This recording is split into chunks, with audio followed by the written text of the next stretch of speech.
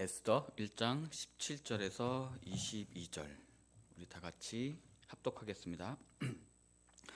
아하수에로 왕이 명명하여 왕후 와스디를 청하여도 오지 아니하였다 하는 왕후의 행위의 소문이 모든 여인들에게 전파되면 그들도 그들의 남편을 멸시할 것인즉 오늘이라도 바사와 메대의 기부인들이 황후의 행위를 듣고 왕의 모든 지방관들에게 그렇게 말하리니 멸시와 분노가 많이 일어나리이다. 왕이 만일 좋게 여기실진대 와스디가 다시는 왕 앞에 오지 못하게 하는 조서를 내리되 바사와 메대의 법률에 기록하여 변개함이 없게 하고 그 왕후의 자리를 그보다 나은 사람에게 주소서. 왕의 조서가 이 광대한 전국에 선포되면 귀천을 막론하고 모든 여인들이 그들의 남편을 존경하리이다 하리라. 왕과 지방관들이 그 말을 옳게 여긴지라 왕이 무무간의 말대로 행하여 각 지방 각 백성의 문자와 언어로 모든 지방에 조서를 내려 이르기를 남편이 자기 집을 주관하게 하고 자기 민족의 언어로 말하게 하라 하였더라. 아멘. 우리가 에스더서의 말씀을 이제 묵상하고 있습니다. 특히 에스더서 초반 1장 이제 마지막으로 가고 있는 마지막 본문인데요. 어저께 화요일과 수요일, 목요일 이렇게 묵상하시면서 참 안에 내러티브랑 이야기들, 그 에스더가 등장하기 전에 많은 이야기들이 있었구나라는 전제가 깔린 이야기들이 있습니다. 바로 에스더서는 역사성을 담고 있는 이야기체의 성경입니다. 특히 페르시아라는 역사적 배경을 가지고 있습니다. 여기서 왕의 이름이 구체적으로 이야기 속에 나옵니다. 바로 크세르크세스라는 그리스어를 이름을 가지고 있고 히브리 성경에서는 아하수에로라고 하는 왕이 등장합니다. 영화 300을 기억하실 겁니다. 그 페르시아 전쟁을 일으켰던 왕이 바로 크세스 왕입니다. 그의 아버지는 바로 다리오 왕이고 그의 어머니는 코에스의 딸 아토사였습니다. 그는 부왕으로부터 광대한 제국을 물려받았지만 그러나 자신의 통치 기간 동안 국경을 확장하려고 노력했고 했지만 모든 것이 다 실패로 돌아갔습니다. 바로 이처럼 이러한 역사적 배경을 가지고 있는 것이 에스더입니다. 특히 또 페르시아는 앞선 정복국가 아수르나 바벨론이나와 다르게 그들은 개방정책이라는 것을 썼습니다. 그래서 다민족 국가, 세계 최초의 미국이란 나라도 되게 다민족 국가잖아요. 그 세계 최초의 다민족 국가를 이루었던 나라가 바로 페르시아입니다. 그리하여 해서 그 페르시아가 그렇게 할 수밖에 없었던 이유가 뭐였냐면은 그들이 마지막에 그 수도를 점령할 때 무혈 입성을 합니다. 그래서 큰 어떤 피 흘림 없이 이 나라를 정복함으로써 고레스 왕이 그러면서 많은 사람들에게 개방을 함으로 해서 그 지역에 있는 많은 관리들을 뽑고 그 관리들로 하여금 지배하게끔 해서 그런 다민족 국가를 이루는 그런 나라가 되었습니다. 그러나 정치적으로 독립하려거나 자신들의 민족성을 또 페르시아 제국의 위협이 되지 않을 정도로 만약 그 민족이 위협이 되지 않을 정도로만 드러내면 그들의 종교성과 민족과 문화를 인정해 주었던 나라가 바로 페르시아입니다. 그래서 고레스는 유대 민족뿐만 아니라 바벨론 신전에 갇혀있던 모든 민족의 신들을 풀어줍니다. 그 혜택을 유대 민족도 받아서 바로 예루살렘으로 돌아간 에스라나 느헤미야가 있습니다. 그래서 에스더에서는 다양한 민족들 그리고 다양한 인물들이 나옵니다. 특히 잘 아시다시피 하만과 모르드게가 에스더에서 등장합니다. 또 에스더의 가장 큰 왜 이것이 유대교 성경에 나왔냐면 바로 불임절 때문입니다. 바로 고대 페르시아 시대에 아각 사람 하만이 유대인들을 살해하려던 음모에서 구원받은 것을 기념하는 절기입니다. 에스더 3장 7절에 의하면 아각 사람 하만은 제비를 뽑아서 유대인들을 살해할 달로 아달월을 얻었고 13일 하루 동안 페르시아 제국 내에 거주하고 있는 모든 유대인들을 살해할 음모를 깨하였습니다. 하지만 극적인 반전을 통하여서 유대인들을 살해하려던 하만은 죽임을 당하고 반면 살해당할 위기에 빠진 유대인들은 구원을 얻었습니다. 그래서 이것을 기념하는 날이 바로 불임절입니다. 그래서 유대인들은 아달월 14일과 15일 이틀간 불임절로 지킵니다. 이것의 큰 배경이 되는 것이 바로 에스더서입니다.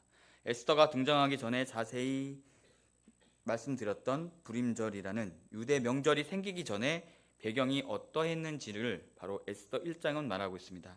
그런데 나중에 나올 에스더가 죽으면 죽으리라고 나서는 장면을 보여주기 위해서도 에스더 1장은 와스디 왕비와 또 그 아수에로 왕의 일화를 보여주어야 했습니다.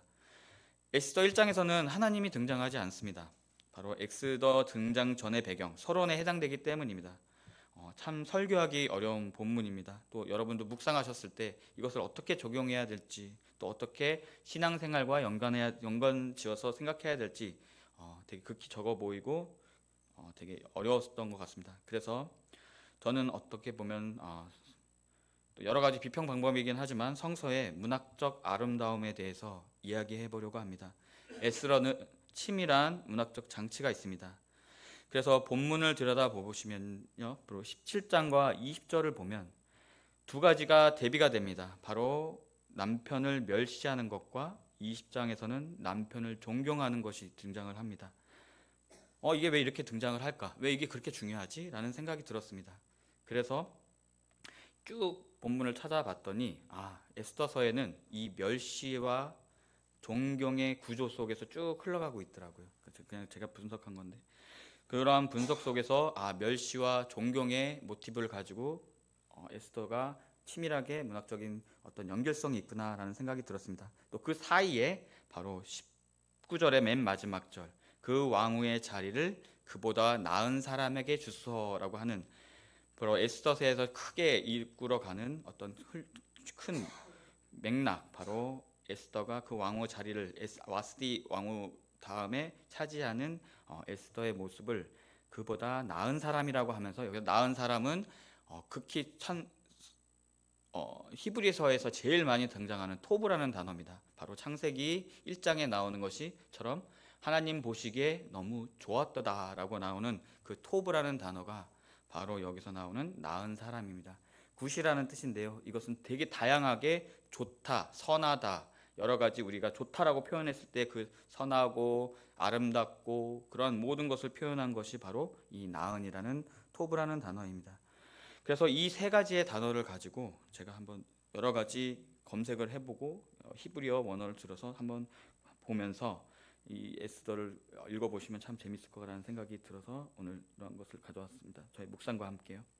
먼저 에스더서는 페르시아 왕실에 대해 아이러니한 분위기로 이야기를 이끌어갑니다. 우리 1장 4절에 보면요, 왕이 여러 날 곧 131일 동안에 그 영화로운 나라의 부함과 위엄의 형력함을 나타내니라 라고 나왔습니다.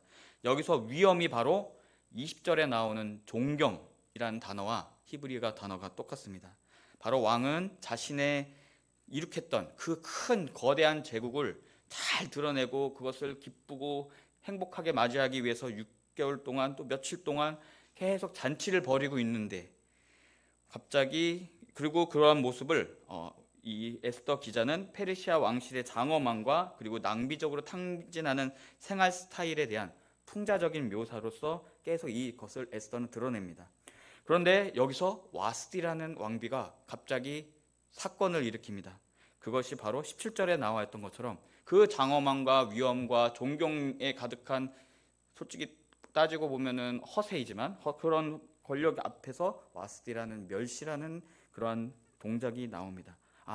이 앞 1장에서 아무런 의미도 없는 이야기인 것 같지만 바로 이것이 멸시와 존경과의 이 구도 속에서 이것이 하만과 연결되고 모르드게와 연결되고 이것이 에스더와 연결된다는 것입니다.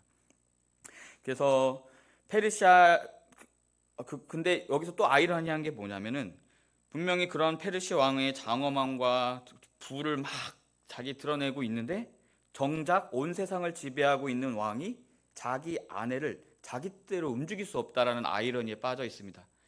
이것이 바로 그 위험 앞에서 멸시라는 것은 이 사람의 이야기 스토리상 멸시라는 것이 확 그 위험보다 존경보다 확 두드러지게 드러나게 됩니다. 와스디 왕비의 거절 때문에 그것이 17절에 등장합니다. 아하스로 왕이 명명하여 왕후 와스디를 청하여도 오지 아니하였다 하는 왕후의 행위에 소문이 모든 여인에게 전파되면 그들도 그들의 남편을 멸시할 것이다 라고 하면서 여기서 첫 번째 1장의 멸시와 그 왕과 와스디 사이에서의 존경받고 싶은 마음과 멸시의 마음, 그 안에서 충돌하고 있는 것을 우리가 볼 수 있습니다.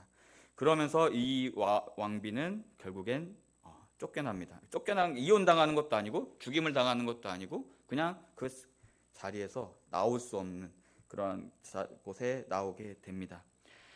그랬던 것처럼 이러한 것이, 그래서 이것을 한 권의 주석서에서는 참 재미있는 표현인데 집안 문제를 국가적인 문제로 확대시켰다라고 하면서 에스더는 페르시아 왕국을 희화화했다. 그러니까 참 유머스럽게 하고 있다라고 말하고 있습니다. 왜냐하면은 우리 22절에 보면은 모든 지방에, 그것도 각 지방 각 백성의 문자와 언어로 모든 지방에 조서를 내려 이르기를 남편이 자기 집을 주관하게 하고 자기 민족의 언어로 말하게 하라 하였더라 라고 나와 있습니다. 한 가정이 아내한테 멸시받았다고 왕이 모든 가족들에게 너 이제부터 남편 섬겨야 돼 라는 법을 만든 겁니다. 이것이 어떤 주석가에 의하면은 이것은 그냥 희화했다. 왜냐하면 나중에 유대인들이 살아나는 그 장면과 또 가정 문제를 정말 냉정하게 공과 사를 구분하면서 법을 만들어야 되는데 그러지 못한 페르시아의 어떤 그런 모습과 비교를 대비시키기 위한 그러한 장치가 아닌가라는 생각이 들어서 에스더가 영국에 사용한 희곡 작품이 아닌가라고 주장하는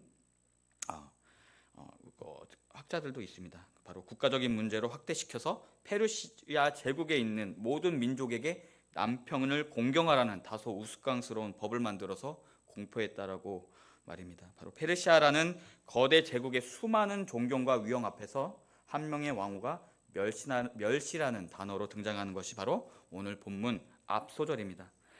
그래서 17절에 보시면 남편을 멸시한 것인즉, 여기서 멸시할 것은 업심여기다 혹은 비웃다라는 뜻의 동사 바자의 사역형 부정사로서 마땅히 중요시해야 할 가치를 비천히 여겼거나 라는 뜻의 단어입니다.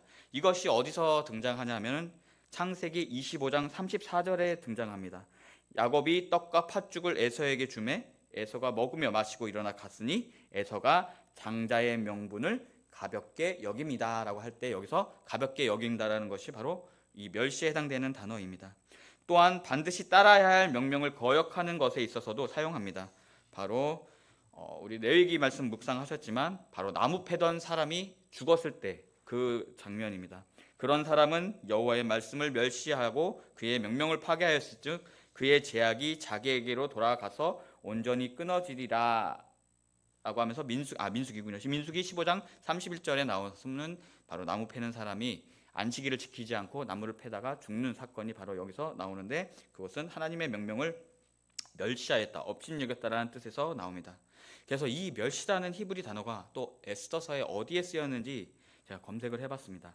근데 3장 6절, 에스더의 상전 6절에 등장합니다. 제가 읽겠습니다.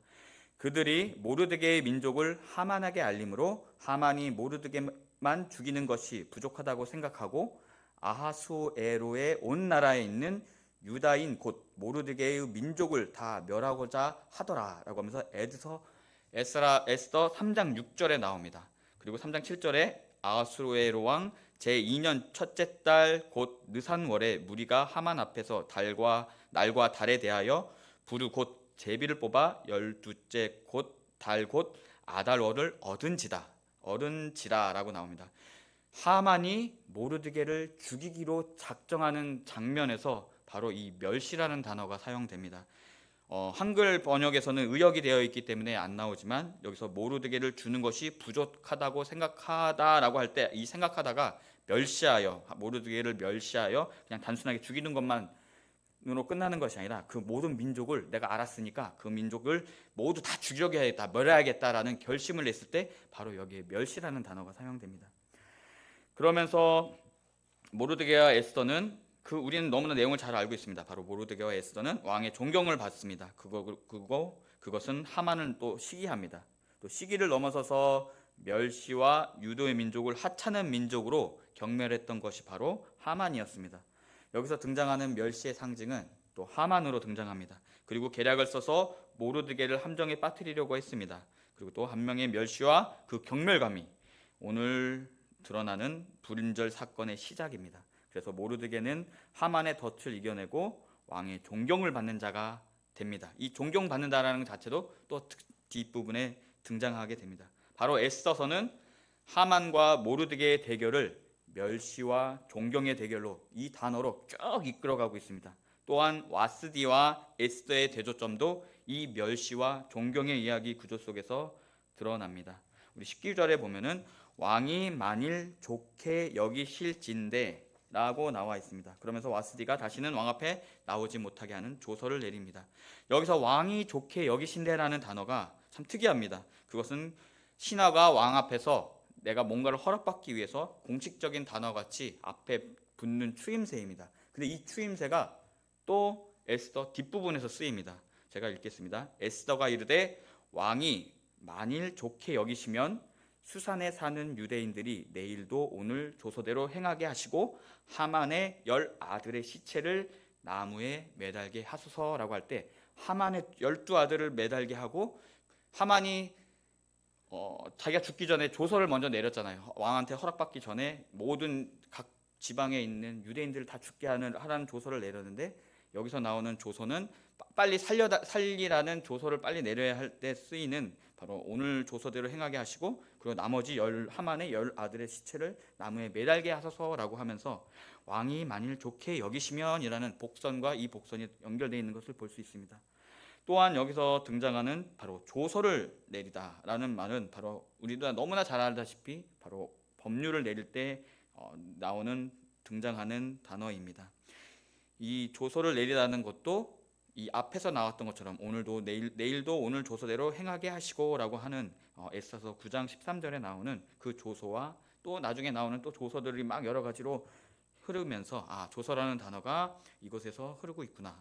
페르시아 왕에서의 그런 여러 가지 그런 모습을 왕국의 어떤 그런 중앙 집권적인 그런 모습들을 볼 수 있는데 이건 좀 넘어가는 얘기고요. 그다음 다음에 맨 마지막 19절의 맨 마지막이 되게 중요합니다. 그 왕후의 자리를 그보다 나은 사람에게 주소서. 바로 이제 이것이 이 본문에서의 테마와 같은 되게 가장 중요한 말씀입니다. 여기서 나은은 토바라는 단어입니다. 더 아름답다 또는 더 덕스러운 사람이란 뜻이며 여기서 나오는 사람은 그냥 동료, 친구를 의미하는 그냥 일반적인 동사를 뜻합니다. 이 토브라는 단어가 이 이후에 어떻게 쓰이는지를 또 찾아봤습니다. 바로 토브라는 단어는 제가 앞에 말씀드렸다시피 매우 중요한 단어입니다. 창세기에서 하나님 보시기에 좋았다라고 해서 나오는 토브가 이 토브고요.